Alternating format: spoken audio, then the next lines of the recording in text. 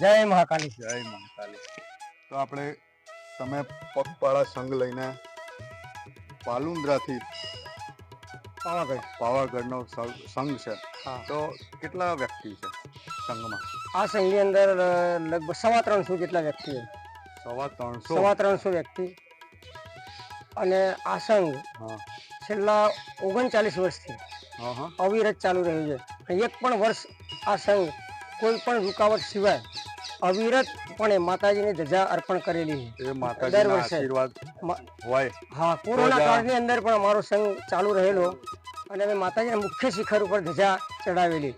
પાલુંદ્રા શ્રી મહાકાળી યોગ મંડળ આયોજિત પગપાળા યાત્રા સંઘ પહેલી નાઇટ અમારી કપડવંજમાં હોય છે, બીજી અહીંયા નેસ શ્રી હનુમાન મંદિરે, અને સ્વયંસેવક તરીકે જોડાયેલા તમામ નાના મોટા બધા એક સંપથી સરસ મજાનો આ માતાજીના ઉત્સવની ઉજવણી કરવા માટે તમામ યાત્રિકો સેવા આપે છે, અને એક નિસ્વાર્થ સેવા। અમારો હેતુ છે કે યુવા જાગૃતિ, વ્યસન મુક્તિ, અને એક સમાજની સાથે બધા જોડાયેલા હોય, એકબીજાના વિચારોનું જે આદાન પ્રદાન થાય અને સમાજની અંદર એક નવી જાગૃતિ આવે, કે લક્ષ્ય કે 5 દિવસ એક સાથે રહીએ છીએ એટલે એકબીજાના સુખ દુઃખ અને સંસારની સામાજિક એક સારી વાતો અને એક આધ્યાત્મિક જ્ઞાનનું ભાથું આજના જમાનાની અંદર અમે બાંધતા છીએ। હવે તમે કેટલા દિવસે પાવાગઢ પહોંચશો? અમે પાંચમા દિવસે પાવાગઢ પહોંચી જઈએ છીએ। પહેલી નાઇટ કપડવંજ, બીજી નેસ, ત્રીજી જલારામ ખંડોળી જલારામ મંદિર, અને ચોથી નાઇટ અમારી તળેટીની અંદર કંસારા જૈન ધર્મશાળામાં। સવારે માતાજીની ધજા અમે ચડાવવા મંગળવાર 24/9/2024ના દિવસે સાતમ અને આઠમ જે માતાજીના મુખ્ય શિખર પર અમારા શ્રી મહાકાળી યોગ મંડળની 51 ફૂટની જે ધજા એ ધ્વજારોહણ કરવામાં આવશે, અને માતાજીના અમે આશીર્વાદ મેળવીશું। માતાજી દરેકની મનોકામના પૂર્ણ કરે, સુખ શાંતિ અને સમૃદ્ધિ આપે, દરેકના મનની અંદર માતાજી સારી એવી પ્રેરણા મૂકે કે સુખ દુઃખની અંદર બધા હળી મળી અને પોતાનું આ મનુષ્યનું જે જીવન મળેલું છે એ જીવનને એક પાવન અને દરેક પોતે એકબીજાને ભાવ અને એક ભાવ જીવન કેળવે, એ અમારો આ હેતુ છે આ મહાકાળી મંડળનો। બે વાહન છે? વાહન ગાડીઓ, હા,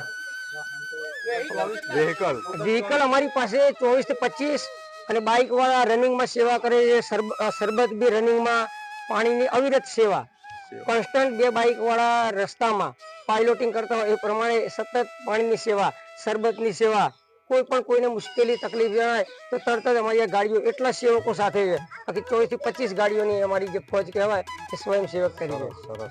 અને બિલકુલ ધન્યવાદ છે। અને સુંદર મજાના જ્યાં અમે રોકાઈએ છીએ ત્યાં અમને સુંદર આશરો મળે છે। અહીંયા મુન્નાભાઈ જે નેસમાં એ અવિરતપણે જે કોરોના કાળની અંદર કોઈ એન્ટ્રી ના આપે, એસઓપીનું પાલન કરવું પડે, પરમિશન નહોતી છતાં પણ અમે આ જગ્યાએ અહીંયા નાઇટ કરેલી અમારી કોરોના કાળની અંદર। એટલે ખરેખર ધન્યવાદ। દેશ ગામની અંદર જો અમને સરસ એક આશરો મળે છે અને આવકાર મળે છે, અને એમનાથી જે થાય મદદ તન મન ધનથી હંમેશા ચિંતા કરે કે આપણો પરિવાર છે, આ સંઘ એટલે એક આપણો એક પરિવાર છે, એ પરિવારની ભાવનાથી એ અમારી અવિરતપણે સેવા અને ચિંતા કરતા રહ્યા છે કે કેટલે પહોંચ્યા, ક્યારે આવશો, કઈ મદદ જોઈએ, શું જોઈએ, આ સેવા એમને અવિરત આપી છે। એટલે અમે પણ ભગવાનના જે કષ્ટભંજન એના સાનિધ્યમાં છીએ, અને સતત આવી રીતે એમની સેવા મળતી રહી છે, અને અમારા જે બીજાઓને પણ સેવા મળતી રહે, અને દરેકનું આરોગ્ય સારું રહે એવી પરમ કૃપાળુ પરમાત્મા અને માં શક્તિને અમે પ્રાર્થના કરીએ છીએ. ધન્યવાદ. આપે અમારી મુલાકાત લીધી તો આપને પણ અભિનંદન અમારા મંડળ, અમારા જે સંઘ પરિવાર વતી. બોલો મહાકાળી જય, કાળ ભૈરવ શ્રી જય, કષ્ટભંજન હનુમાન કી જય. જય.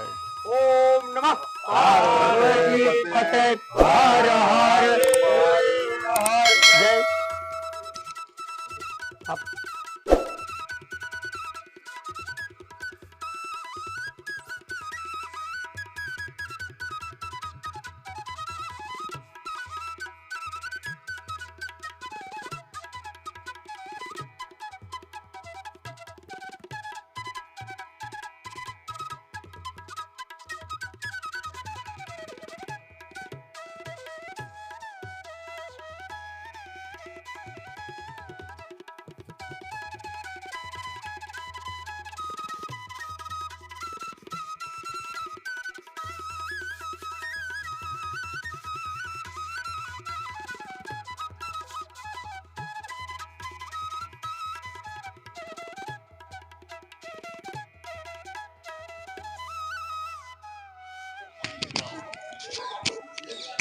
જય શ્રી રામ.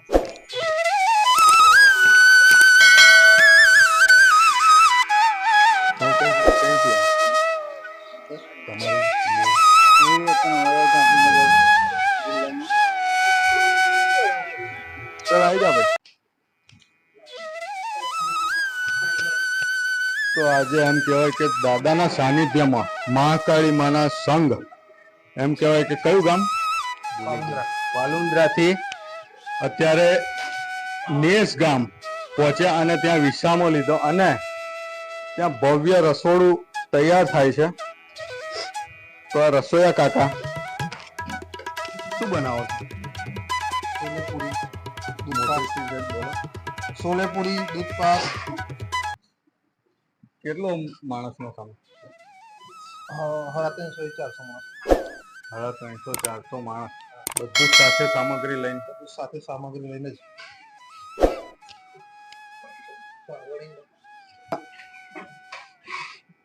ભાત તૈયાર થઈ જાય હે?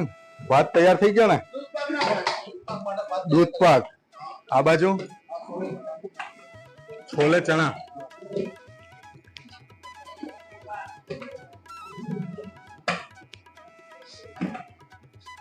દાદાનું સાનિધ્ય હે?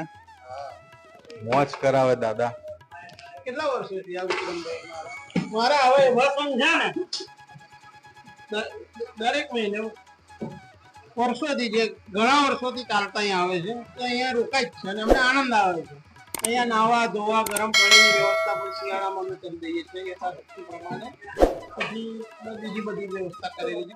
કોઈ પ્રકારનું વાસણ લઈને ના આવ્યું હોય તો એમને આ બધા જે વાસણો છે એ વાસણની મંદિરના એ અમારા પોતાના જે છે એ વાસણોની વ્યવસ્થા કરી આપે. કદાચ કોઈ એવું હોય કે ભાઈ અમારી જોડે જમવાની કોઈ વ્યવસ્થા નથી તો ત્યાં સાદું ભોજનની પણ અમે થોડી વ્યવસ્થા, જો કે ખીચડી, શાક, છાશ કે આવું તેવું એની વ્યવસ્થા કરી દઉં.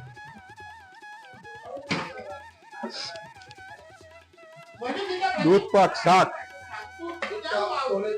છોલે પૂરી, મરચા.